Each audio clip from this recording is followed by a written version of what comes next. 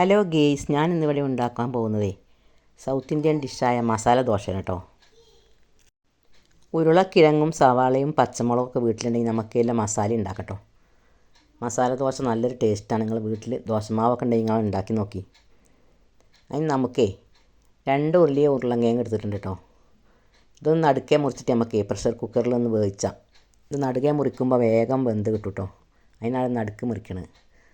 3 കഷ്ണാക്കിയാണ്ട് നമുക്ക് കുക്കറിൽ 3 വിസിൽ വരുത്തിയാണ്ട് വേവിച്ചെടുക്കാം. നല്ലോണം വേകണം കേട്ടോ. 3 വിസിൽ തന്നെ വരുത്തണം. ആദ്യം ഹൈ ഫ്ലെയിമിൽ ഇട്ടിട്ട് 1 വിസിൽ, പിന്നെ ചെറിയ ഫ്ലെയിമിൽ 2 വിസിൽ, അപ്പോഴേ വെന്ത് കിട്ടുള്ളൂ. അവിടെ അതിൻ്റെ തൊലിയൊക്കെ പൊളിച്ചെടുത്താൽ മതി കേട്ടോ. അങ്ങനെ കുക്കറിൽ നമ്മൾ ഇട്ടിട്ടൊക്കെ ഒന്ന് വേവിച്ചെടുക്കാം. അങ്ങനെ നമ്മൾ ഉരുളങ്കിഴങ്ങൊക്കെ നടുക്കൊന്ന് മുറിച്ചിട്ടേ കുക്കറിൽ ഇട്ട് കൊടുക്കട്ടോ. കുറച്ച് വെള്ളം വെക്കണം, അല്ലെങ്കിൽ വെന്ത് കിട്ടില്ല. അങ്ങനെ വേവിച്ചാട്ടോ. ഇവിടെ അതൊക്കെ തൊലി കളഞ്ഞൊന്ന് ഉടച്ചെടുത്തതാട്ടോ. നന്നായി ഉടച്ചെടുത്തിട്ടുണ്ട്. നല്ലോണം വെന്തെങ്കിലേ നല്ലോണം ഉടച്ചെടുക്കാൻ പറ്റുള്ളൂ കേട്ടോ. അതൊക്കെ ഉടച്ചെടുത്തിട്ടുണ്ട്. ഇനി നമുക്കൊരു പാൻ അടുപ്പത്ത് വെച്ചിട്ടേ ഒരു 2 ടീസ്പൂൺ വെളിച്ചെണ്ണ ഒഴിച്ച് കൊടുക്കട്ടോ. വെളിച്ചെണ്ണയൊക്കെ നന്നായി ചൂടായി വരണം കേട്ടോ. നന്നായി ചൂടായി വന്നിട്ടില്ലെങ്കിൽ കടുക് പൊട്ടില്ല. നിങ്ങൾ വെളിച്ചെണ്ണ ഒഴിച്ചേക്കന്നെ കടുക് ഇട്ട് കൊടുക്കരുത്. കടുക് പൊട്ടില്ല. കടുക് പൊട്ടണമെന്നുണ്ടെങ്കിൽ എണ്ണ നല്ലോണം ചൂടാകണം. എണ്ണ തിളച്ച് വരുമ്പോഴേക്ക് കടുകിടാൻ പറ്റുള്ളൂ. അല്ലെങ്കിൽ കടുക് പൊട്ടിയിട്ടില്ലെങ്കിൽ കടുക് ഒരു കയ്പ്പാകാരം. അങ്ങനെ നമ്മൾ എണ്ണയൊക്കെ നല്ലോണം ചൂടായി വരുമ്പോഴേ നമുക്കേ കടുകൊക്കെ ഇട്ട് കൊടുക്കാം. ഞാൻ ഇഞ്ചി ഇവിടെ ചെറുതായി അരിഞ്ഞ് വെച്ചിട്ടുണ്ട്. പച്ചമുളക് 2 എണ്ണം അരിഞ്ഞ് വെച്ചിട്ടുണ്ട്. വേപ്പിൻ്റെ 2, 1 ടീസ്പൂൺ കടുക് ഇട്ട് കൊടുക്കാം കേട്ടോ. അപ്പോൾ എണ്ണയൊക്കെ നല്ലോണം തിളച്ച് വന്നിട്ടുണ്ട്. അപ്പോൾ നമുക്ക് കടുക് ഇട്ട് കൊടുക്കാം. അപ്പോൾ നല്ലോണം ഒന്ന് പൊട്ടും കേട്ടോ. അല്ലെങ്കിൽ പൊട്ടൂല, പെട്ടെന്ന് പൊട്ടും. അങ്ങനെ കടുകൊക്കെ പൊട്ടി വരുമ്പോഴേ നമുക്ക് ഇഞ്ചി ചെറുതായി ചോപ്പ് ചെയ്ത് കേട്ടോ, ചെറുതായി അരിഞ്ഞുകൊണ്ട് കേട്ടോ അത് ഇട്ട് കൊടുക്കാം. ചെറിയ ഇഞ്ചിൻ്റെ കഷ്ണമാണ്. 2 ഉരുളങ്കിഴങ്ങക്ക് പാകത്തിനാണ് ഇപ്പോൾ ഇട്ട് കൊടുത്തത് കേട്ടോ.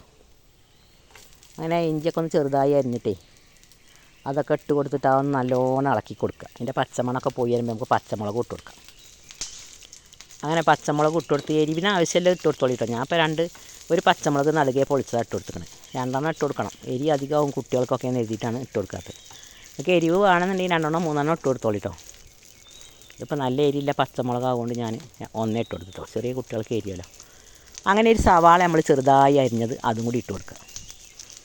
അത് നല്ലോണം വഴറ്റി കൊടുക്കുക കേട്ടോ.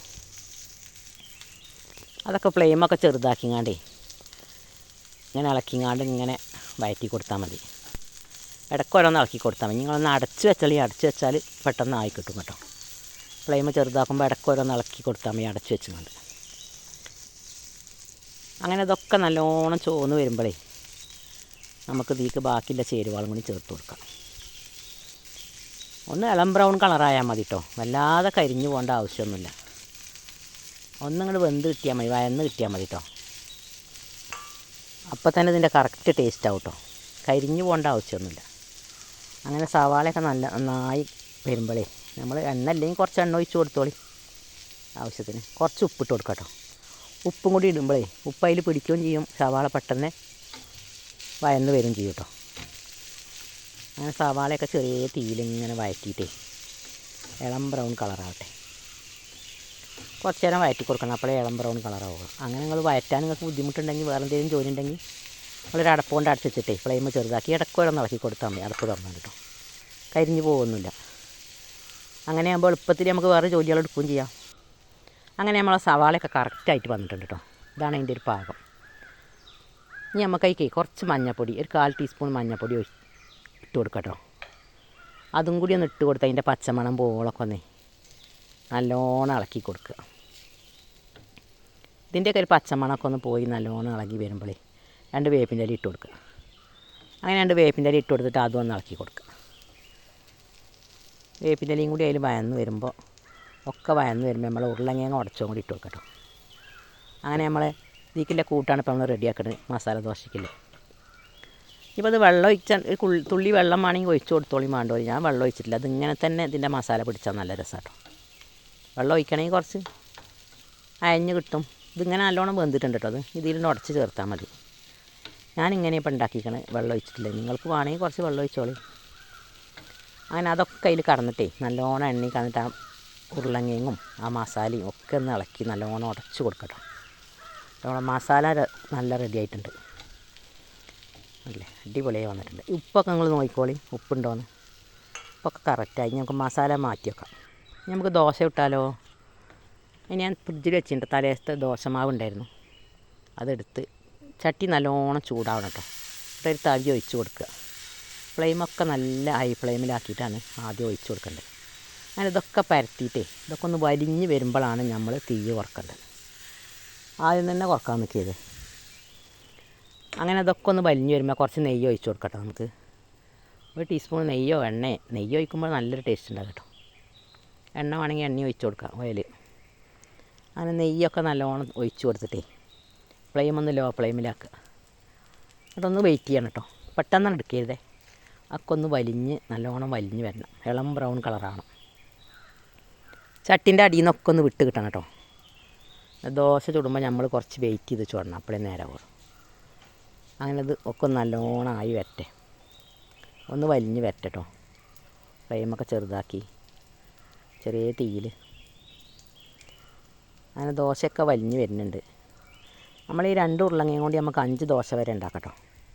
5 ദോശയ്ക്കുള്ള മസാല ഉണ്ടാക്കാം നമുക്ക്. 2 ഉരുളങ്ങയ്ക്ക് ദോശ, ഒരു സവാളയും 2 ഉരുളങ്ങയും ഉണ്ടെങ്കിൽ നമുക്ക് 5 ദോശയ്ക്ക് മസാല ഉണ്ടാക്കാം കേട്ടോ. അങ്ങനെ നമ്മളെ മസാലക്കൂട്ടൊക്കെ അതിൻ്റെ നടുവിൽ ഇട്ട് കൊടുത്തിട്ടേ ഇപ്പം നല്ലോണം വലിഞ്ഞ് വന്നിട്ടുണ്ട്. നമുക്ക് അപ്പുറം ഒന്ന് ഏത് ഷേപ്പിലാണ് വേണ്ട വെച്ചാൽ മടക്കി എടുക്കാം കേട്ടോ. നിങ്ങൾക്ക് എങ്ങനെ ഷേപ്പ് വേണ്ട വെച്ചാൽ അതേപോലെ മടക്കിയെടുക്കാം. ഞാനിപ്പോൾ എങ്ങനെയാണ് അപ്പുറം അമർത്തിങ്ങാണ്ടാണ് മടക്കിയെടുക്കുന്നത്. അങ്ങനെ നമ്മൾ ഏറ്റവും പെർഫെക്റ്റായ മസാല ദോശ ഉണ്ടല്ലോ, അത് റെഡി ആയിട്ടുണ്ട് കേട്ടോ. രാവിലെ ചായയുടെ കൂടെ നിങ്ങൾക്ക് ഇനി ചട്ടിനി ഒന്നും ഉണ്ടാക്കേണ്ടത് മാത്രം മതി കേട്ടോ കഴിക്കാൻ. ചട്ടിനിയും ദോശ പിന്നെ സാമ്പാറൊക്കെ ഉണ്ടാകുമ്പോൾ അത് ഏറെ ടേസ്റ്റാണ്. ഇനി നമുക്കൊരു ദോശയും കൂടി ഉണ്ടാക്കാം. അടുത്ത ദോശ നല്ലോണം ശരിയായിട്ടുണ്ട് കേട്ടോ. ആദ്യത്തെ ദോശ അങ്ങനെ നേരാവില്ലല്ലോ. രണ്ടാമത്തെ ദോശ റെഡി ആയിട്ടുണ്ട്, സാറായിട്ടുണ്ട്. അങ്ങനെ നമ്മൾ രണ്ടാമത്തെ ദോശയും നമ്മൾ ചുട്ടു. അത് വലിഞ്ഞ് വരുന്നുണ്ട്. അതിക്കില്ല മസാലയും കൂടി ഇട്ട് കൊടുക്കാം. അങ്ങനെ രാവിലത്തെ ബ്രേക്ക്ഫാസ്റ്റ് കേട്ടോ. ഈ വീഡിയോ ഇഷ്ടമായാൽ നമ്മളെ ബെല്ലൈക്കനൊക്കെ ഒന്ന് ക്ലിക്ക് ചെയ്ത് നമ്മളൊന്ന് സപ്പോർട്ട് ചെയ്യണേ. എല്ലാ കൂട്ടുകാർക്കും അയച്ചു കൊടുത്തിട്ട് ഫീഡ്ബാക്കൊക്കെ അറിയിക്കൊണ്ടു. നിങ്ങളിങ്ങനെ ഉണ്ടാക്കി നോക്കിയിട്ട് ഇഷ്ടപ്പെട്ടാൽ മാത്രം ലൈക്ക് ചെയ്താൽ മതി കേട്ടോ. ആ ബെല്ലൈക്കനൊക്കെ ഒന്ന് ക്ലിക്ക് ചെയ്ത് ഇതുവരെ സബ്സ്ക്രൈബ് ചെയ്യാത്തവരാണെങ്കിൽ നമ്മളെ സപ്പോർട്ട് ചെയ്ത് സപ്പോർട്ട് തന്നെ. അങ്ങനെ ഉണ്ടല്ലേ നമ്മളെ ഏറ്റവും പെർഫെക്റ്റായ മസാല ദോശ റെഡി ആയിട്ടുണ്ട് കേട്ടോ.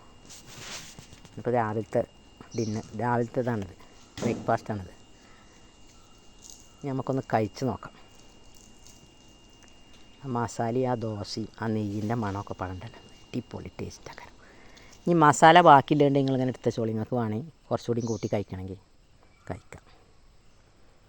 അങ്ങനെ നമ്മളെ ഏറ്റവും സ്വാദിഷ്ടമായ മസാല ദോശ റെഡി ആയിട്ടുണ്ട്. വീഡിയോ ഇഷ്ടമായ സ്കിപ്പ് ചെയ്യാതൊക്കെ കണ്ടിട്ട് നമ്മളെ ബെല്ലൈക്കനൊക്കെ ഒന്ന് ക്ലിക്ക് ചെയ്ത് നമ്മളെ സപ്പോർട്ട് ചെയ്യുക.